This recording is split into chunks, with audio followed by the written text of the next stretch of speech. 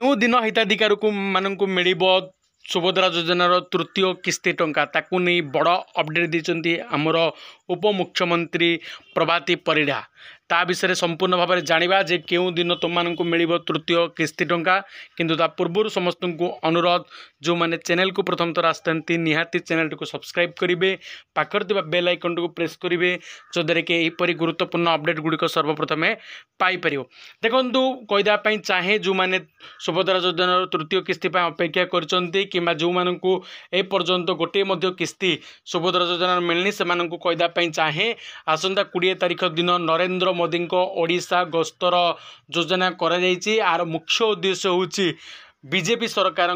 वर्षे पालन उत्सव पालन कर से दिन भुवनेश्वर ठारे ताकू नहीं संपूर्ण कार्यक्रम सरीगला बोली आमर मुख्यमंत्री मोहन चरण माझी संपूर्ण भाव आज सांबादिक मानक जनई एवं जदि आम देखा से दिन मुख्यमंत्री ता सहित नरेंद्र मोदी एवं बीजेपी सरकार विभिन्न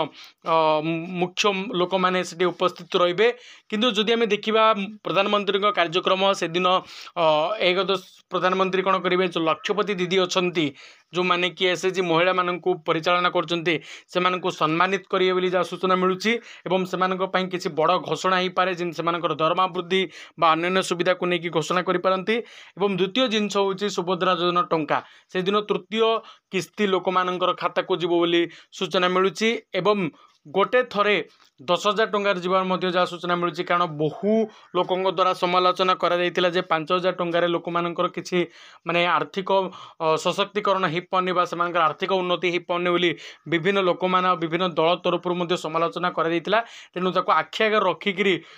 मोहन सरकार एवं प्रधानमंत्री नरेंद्र मोदी कौन करपारती तृतीय किस्ती टंका डायरेक्ट 10,000 टंका कौन हो लोक मानकर हिताधिकारी बैंक खाता जापे किंतु जहाँ सूचना मिलूँ 20 तारीख दिन 12टा बेले जिते प्रधानमंत्री नरेंद्र मोदी आसी पहुँचे से लोक मानकर खाता को तृतीय किस्ती टंका सुभद्रार जीव।